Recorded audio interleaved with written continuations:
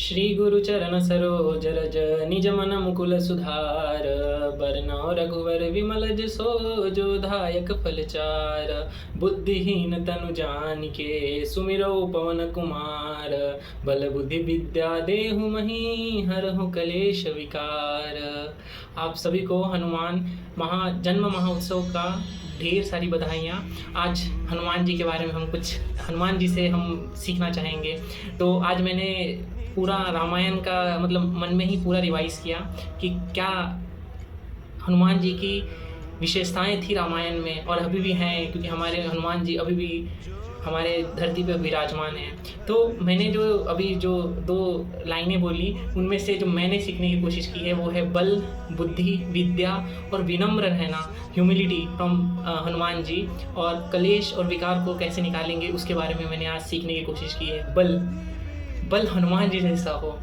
क्या हनुमान जी का बल था? बल मतलब ये होता है go beyond the limits when love once calls you and duty calls you. भी हमको कोई अपना प्रियजन बुलाए या फिर हमारी ड्यूटी, हमारा जो भी कर्म हमें बुलाए तो हम अपने लिमिट्स को क्रॉस कर लें। जैसे कि जब सीता जी को ढूंढना था तो पूरा 7 समुंदर पार जाना था, उसको भी हमारे हनुमान जी ने पूरी शीघ्रता से पूरा अपना तन मन लगा के पहुंच गए।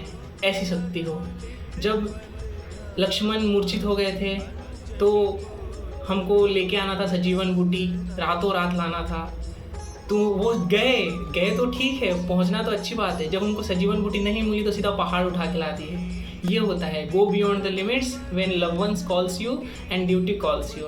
तो इतना एनर्जी होनी चाहिए हमारे अंदर, इतना बल होना चाहिए। हे हनुमान जी, आप हमें इतना बल दीजिए, ऐसा बल होना चाहिए हमारे पास। बुद्धि, हे हनुमान जी, हमें ऐसी बुद्धि दीजिए कि हम अपने चतुराई से और अपने कर्मनिष्ठा से सब कुछ सॉल्व कर पाएँ। जब हनुमान जी गए सीता माता के पास तो उनको पता चला कि ये तो राम को तुच्छ समझ रहे हैं, एकदम छोटा समझ रहे हैं, तो उन्होंने शक्ति प्रदर्शन किया। अशोक वाटिका में गए, बहुत सारे लोगों का वध किया। उसके बाद वो जानबूझ के मेघनाथ के ब्रह्मास्त्र में जानबूझ के बंध गए, क्योंकि वो ब्रह्मा जी का अपमान नहीं करना चाहते थे। उसके बाद वो लंका के द्वार में मतलब लंका पति के पास गए। उसके बाद उन्होंने भी अपना बल प्रदर्शन किया, सब कुछ किया। उसके बाद उन्होंने उनका पूछ जलाने की कोशिश की है, और जब उन्होंने सोचा कि चलो पूछ के बहाने में उनको और शक्ति दिखाता हूँ, तो सीधा लंका दहन कर दिया। ये सब करने के बावजूद उन्होंने अपने ऊपर कोई भी संकट नहीं आने दिया, वहाँ से चुपचाप निकल भी गए। उसके बाद माता सीता को उन्होंने ये ध्यान दिलाया कि हम लोग बुद्धिमान भी हैं और बलशाली भी हैं। ये संदेश रावण को दिया। तो इसीलिए ऐसी बुद्धि हो जिससे कि हम दूसरों को सबक भी सिखा पाएँ और हमारा कुछ नुकसान भी ना हो, ऐसा बुद्धि होनी चाहिए। इतना गुणवान बनाए हे हनुमान जी, पावरफुल भी बनाए और इंटेलिजेंट भी बनाए, इंटेलेक्ट भी स्ट्रांग होना चाहिए, ऐसा बुद्धि दें। और ये सभी जो गुण हैं आपके अंदर, उसका हमारे को ध्यान हो, उतना हमारे पास विद्या हो, ये विद्या हमें दीजिए। उसके बाद विनम्र है ना, हनुमान जी से विनम्र, हनुमान जी के जैसा विनम्र अभी तक तो मैंने नहीं देखा है। इतना विनम्र होना इट इज़ इम्पॉसिबल, बट हमको उनसे सीखना है। विनम्र कैसा, उन्होंने सब कुछ किया। रामायण में अगर हनुमान जी को हटा दिया जाए तो मुझे नहीं लगता कि राम जी कभी भी ये जीवन में वो काम कर सकते थे, सीता माँ को ढूंढ पाते थे, वो सब कुछ कर पाते थे, मुझे नहीं लगता है। कैसे कि जब सीता माँ को ढूंढने की बारी आई तो हनुमान जी गए, लंका का दहन हनुमान जी ने किया। उसके बाद वहाँ से बाहर भी चुपचाप निकल गए, ये दिखाते हुए कि हम कर भी सकते हैं और वहाँ से बाहर भी निकल सकते हैं। उसके बाद जब नाग फांस लग गया था तो गरुड़ जी को बुलाने के लिए हनुमान जी ही गए थे। उसके बाद सजीवन बूटी की बात आई, जब लक्ष्मण मूर्छित हो गए थे, मूर्छित हो गए तो कुछ रास्ता ही नहीं सूझ रहा था। तब पता चला कि एक डॉक्टर है, हमारे वैद्य जी हैं, जो कि लंका के में निवासी हैं। वहाँ पे जाना मुश्किल है, उनको वहाँ से सीधा पूरा उनका बोरिया बिस्तर ही उठा के लेके चले आए, पूरा उनका वैद्य का जो घर था उठा के लेके चले आए। बाद में पता चला कि रातों रात हमको सजीवन बूटी लाना है, तो एक रात में बिना किसी कहीं रुके एक बार में गए और वापस भी आ गए।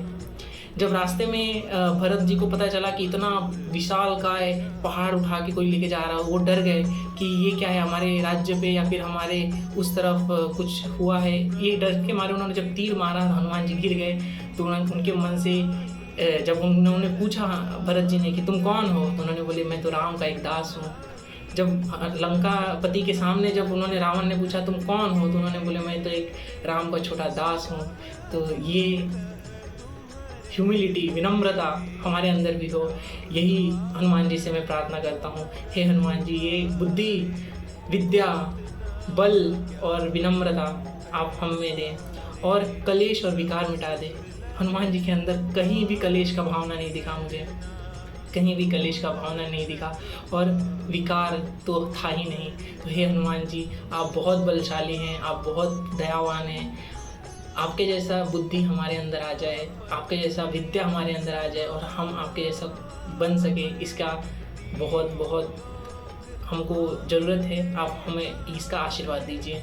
तो इसी के साथ ये सभी चीज़ें जो मैंने सीखा वो मुझे आपसे साझा करना था। तो इसी के साथ आपको हनुमान जयंती के लिए बहुत बहुत शुभकामनाएं। चलिए, बाय बाय।